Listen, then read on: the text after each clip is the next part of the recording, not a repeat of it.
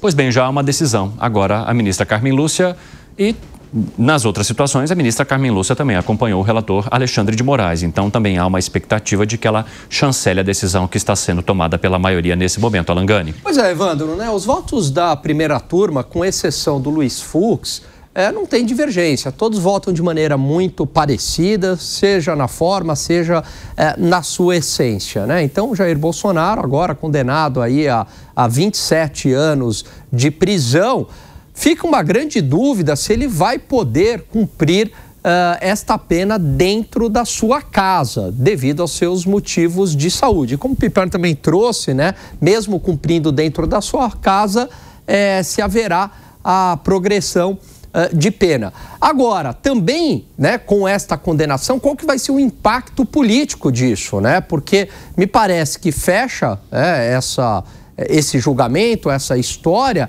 e se Jair Bolsonaro agora vai transferir os seus votos, o seu legado para qual candidato da direita? Será que vai ser agora ou vai esperar mais essa decisão? Desculpa, só uma coisa, em relação a essa dúvida que eu tenho sobre progressão de pena, é que, eu também li de alguns juristas, é que como ele foi condenado por um crime que é considerado muito grave, que é a abolição do Estado Democrático de Direito e tal, isso poderia endurecer a progressão.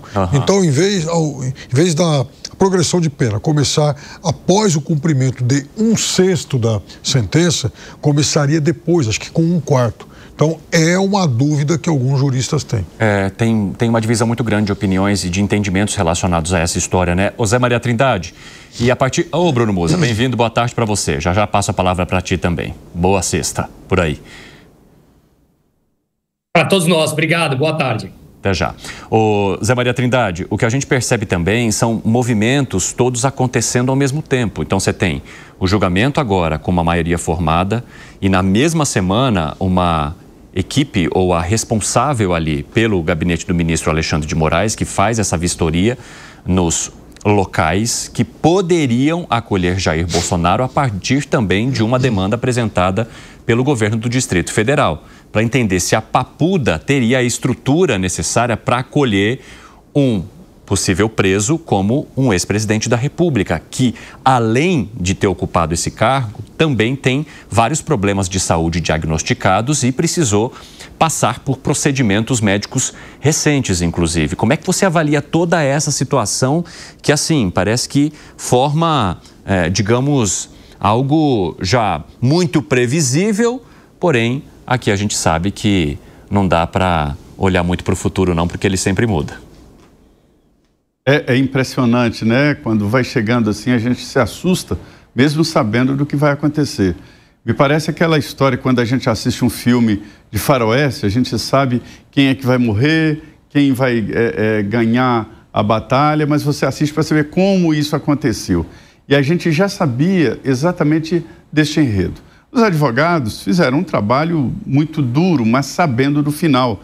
Eu conversei com alguns advogados aí dos acusados, eles me dizendo, olha, a defesa jurídica aqui é muito limitada, não há muita possibilidade, não tem muito por onde andar. Veja bem que nessa apelação que está sendo decidida agora, né, que já o Supremo, a primeira turma já formou maioria contra, tem poucas possibilidades. É sobre o papel de liderança do ex-presidente Jair Bolsonaro, a surrada defesa da delação premiada do Cid. É impossível reverter, o Cid já está, inclusive, cumprindo uma pena bem menor, nada de pena, né? O único problema dele é a carreira militar que acabou e ele pode perder a patente no Tribunal Militar porque houve a comunicação. Então, assim, não tem como suspender a delação do Cid. Outro ponto que a defesa se apoiou foi de que o Jair Bolsonaro não foi o líder desse processo. E outro ponto foi a falta de uma ligação lógica entre os atos do dia 8 de janeiro, que foi a violência decretada, né? E as reuniões lá atrás, enfim, não houve essa ligação, é a defesa. Mas isso já está decidido. Seria rejulgar o que o Supremo Tribunal Federal não faz. Ou seja, era uma questão de tempo e é ainda uma questão de tempo. Sobre o passo seguinte, transitado em julgado o processo, ou seja, a primeira turma conclui esse julgamento e chega à conclusão que não há mais espaço para apelações. E aí se publica o transitado em julgado e vamos cumprir a pena. Aí entra a VEP, Vara de Execuções Penais. Só que a VEP do Supremo é o próprio Supremo. E o relator, ministro Alexandre de Moraes, é que é a VEP. É estranho, mas é assim. Então, ele que vai definir onde cada um vai cumprir as penas. Eu conversei com autoridades militares, né, comandantes, e eles me dizendo o seguinte: não prepararam nada porque acham constrangedor preparar a cela para quem ainda não foi condenado definitivamente. Mas aí, depois desta fala, me disseram, mas aqui o que não falta é lugar para cumprir pena. A gente tem instalação em todo o país, em qualquer estado, onde o ministro Alexandre de Moraes definir, nós vamos cumprir isso do comando do Exército, né? Então, isso para os generais. Assim que houver a determinação, já existe a possibilidade, o que eles não admitem é que estão preparando celas para o presidente Bolsonaro ou para os generais que serão presos, né? Por outro lado, o governo do Distrito Federal pediu exames e tal, numa forma de proteção. Mas em outras oportunidades, o próprio Distrito Federal já disse que tinha condições médicas para atender os presos. Isso durante a prisão de Eduardo Cunha, que alegou também problemas de saúde.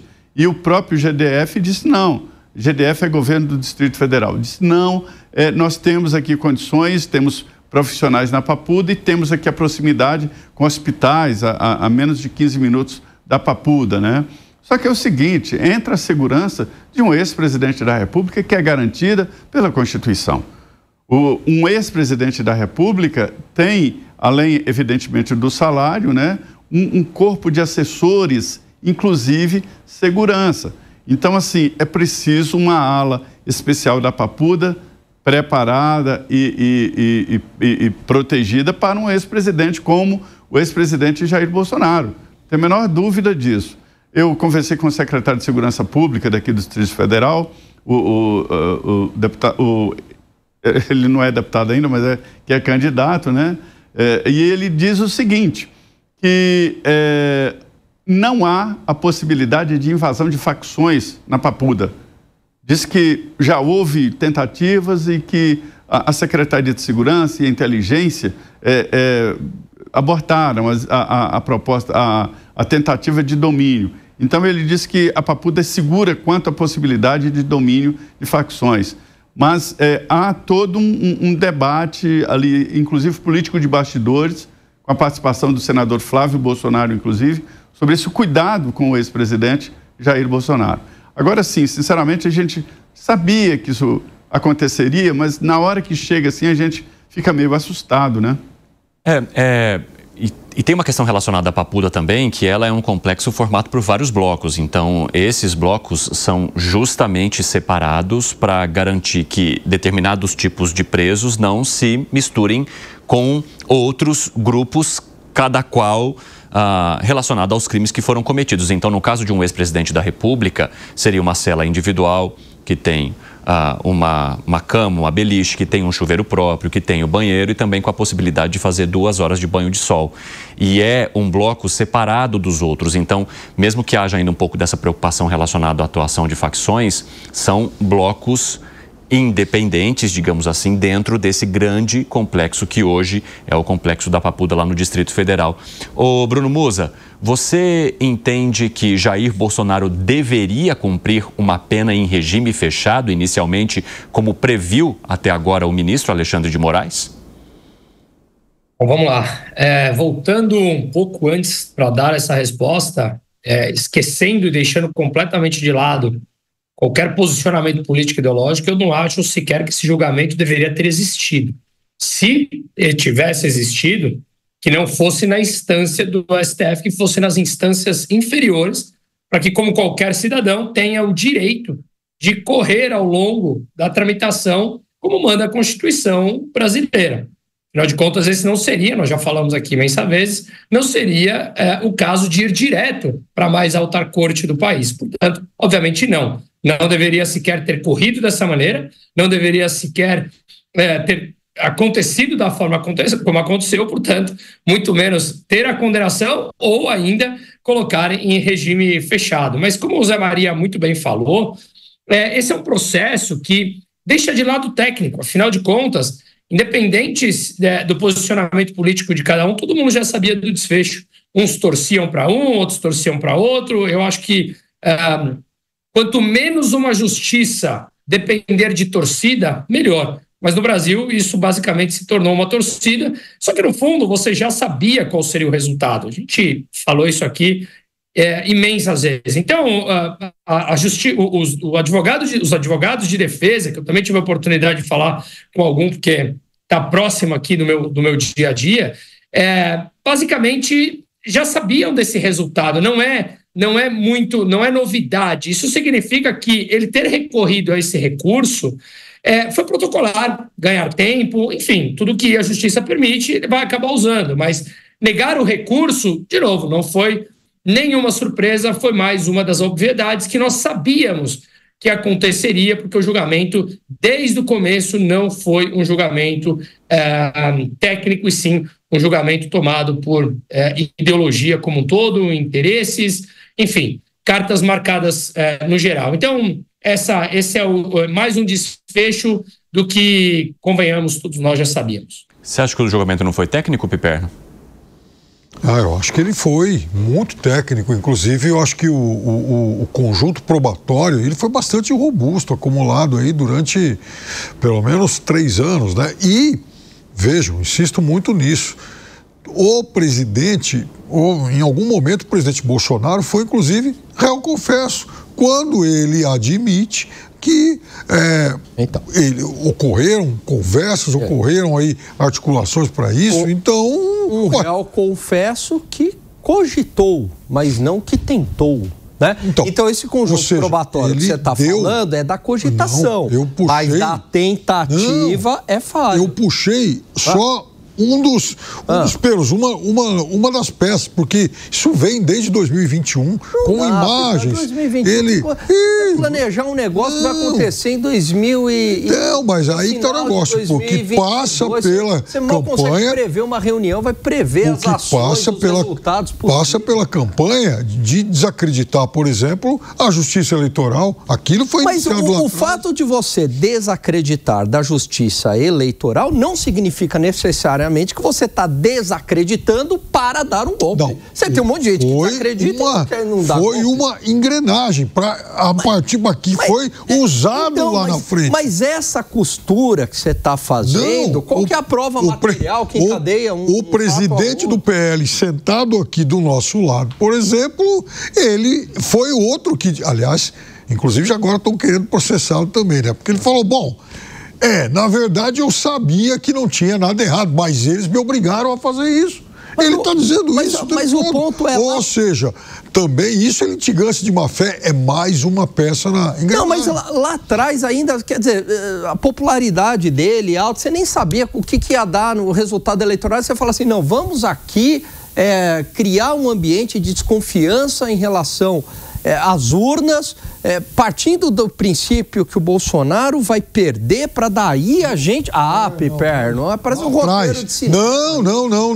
Não. Essa sequência de fatos que começou lá atrás, obviamente, não tinha como intenção esse desfecho, mas sim foi uma sequência de encadeamento que acabou desembocando daquilo, porque os fatos foram alimentados por outras ações ocorridas ao longo do tempo. Há uma correlação, mas não tem uma causalidade. Inclusive, o próprio presidente do PL, depois da eleição, ele foi constrangido a tomar uma atitude da qual, aliás, ele se arrepende hoje e que fazia parte daquela campanha para desacreditar a justiça. Deixa eu deixar claro o meu ponto. O meu ponto é... Eles, de fato, todo aquele entorno de Jair Bolsonaro, eles tinham uma desconfiança em relação ao sistema eleitoral. Isso não há dúvida. Desconfiança é uma coisa. Agora, esse é o meu ponto. Agora, criaram Não, eu acho que a desconfiança deles era genuína. Agora, criaram propositalmente essa desconfiança para, daí, cogitar um golpe... Aí eu não consigo ver a prova concreta. A desconfiança lá atrás não era para dar um golpe lá na frente. era exatamente para desacreditar um dos instrumentos. E quando ocorre a eleição, quando ocorre a divulgação dos resultados e o PL age daquela forma, definida pelo STF como litigância de má-fé, aí não é só um direito de contestar. Não, ele sabia que não havia contestação, porém tentou-se criar um fato político.